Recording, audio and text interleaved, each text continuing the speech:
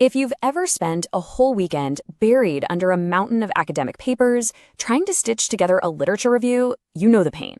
It's that endless searching, the complex jargon, the just sheer volume of it all. But what if that entire process could be completely flipped on its head? Let's dive into the world of AI research copilots. These are powerful new assistants that are fundamentally changing how we discover and make sense of knowledge. This quote just nails it, doesn't it? It gets right to the heart of the revolution that we're seeing.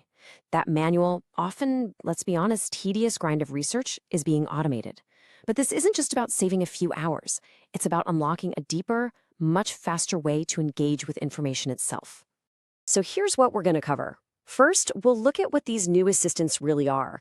Then we'll get practical and talk about how to choose the right tool for the job. After that, we have to talk about the really critical ethical questions. And we'll finish up with probably the most important concept of all, keeping a human in the loop. Okay, so let's start with the big distinction here. When we talk about AI for research, we are not just talking about your standard chatbot. We are talking about a whole new class of tool. Here's the textbook definition, but I want you to focus on one word, autonomously. That's the key. This means the AI doesn't just sit there and wait for your next question. It can actually plan, go out and gather information from external sources, make sense of it, and then report back to you, all on its own. So here's a good way to think about the difference. A standard chatbot, it's kind of like a closed book. It knows what it was trained on, and that's pretty much it.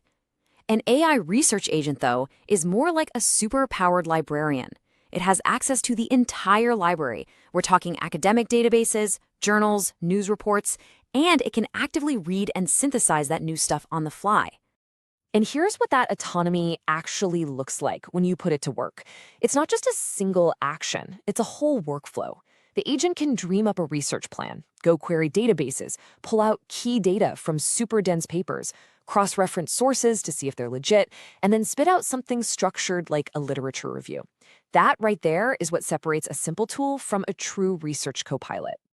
Okay, so you're on board with the idea, but which tool do you actually use? I mean, the market is just exploding with options, but they pretty much fall into two main buckets, and we're going to break those down right now.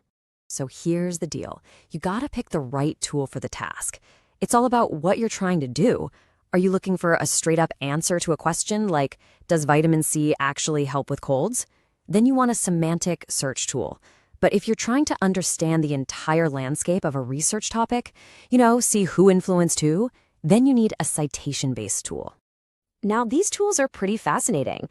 Instead of just searching keywords, they actually use the references between papers to build this incredible network.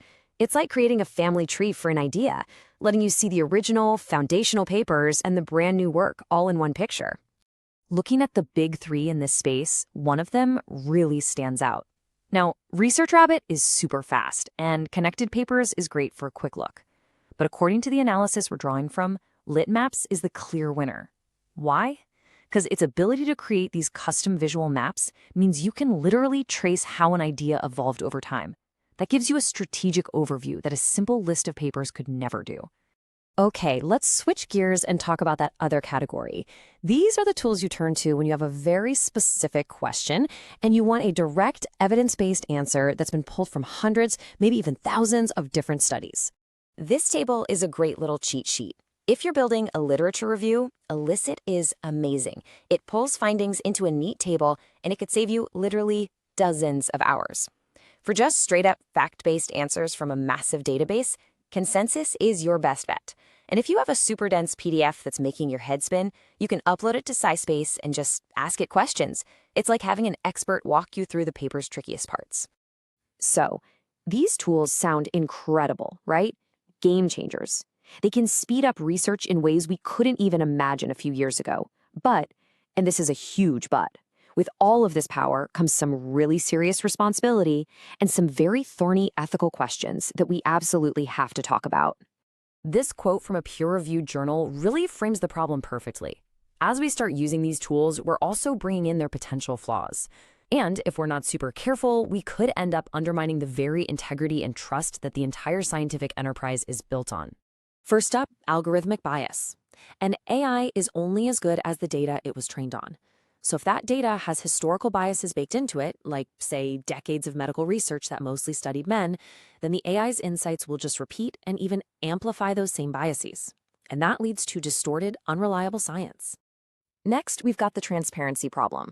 If an AI gives you a brilliant answer, but you have no idea how it got there, can you really trust it? This black box issue is a direct threat to reproducibility, which is, the absolute bedrock of the scientific method. If you can't show your work, is it really science? And that leads to the third big one, accountability. If an AI messes up, if it generates a flawed analysis or even a hallucination, which is just a fancy word for making things up, who's responsible? The researcher? The company that built the AI? This is a huge, messy question that the entire academic world is wrestling with right now. So with all these risks, what do? Just throw the tools out? No way. The answer isn't to abandon them. It's to partner with them in a smarter, more responsible way. And that brings us to the single most critical idea in this whole explainer, the human-in-the-loop strategy. This quote says everything. The AI is an assistant, it's a co-pilot, it's an incredibly powerful tool, but it is not the final word. The human researcher, with all their expertise, their critical thinking, and their ethical compass, has to be the one in the driver's seat, always. And here's what that actually looks like. This is the playbook. Step 1, you let the AI generate the first draft. Step 2, you step in and verify everything. You check its sources, you question its logic, you hunt for bias. Step 3, you synthesize. You blend the AI's output with your own unique insights. And finally, step 4, you oversee the whole thing and you take full ownership of the final work.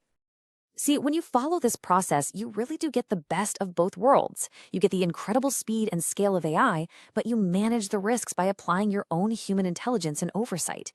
The AI isn't replacing you, it's making you better. And just so we're clear, this isn't some sci-fi future. This is happening right now. More than 10 million people, we're talking top-tier researchers, students, doctors, are already using these tools every single day. The revolution is already here. Okay, so let's quickly recap the most important points. First, AI research agents are autonomous tools, way more than just chatbots. Second, pick your tool based on the job. Are you mapping a field or asking a question? Third, those ethical risks are real, but the human-in-the-loop strategy is your best defense. And finally, always remember, the AI is your assistant, but you are the researcher. And that brings us to our final big question. We are moving from a world where researchers spend most of their time just gathering information to one where they'll spend most of their time questioning, verifying, and synthesizing it. As this technology keeps getting better and better, the very definition of what it means to be a researcher might be changing right before our eyes. What's that future going to look like?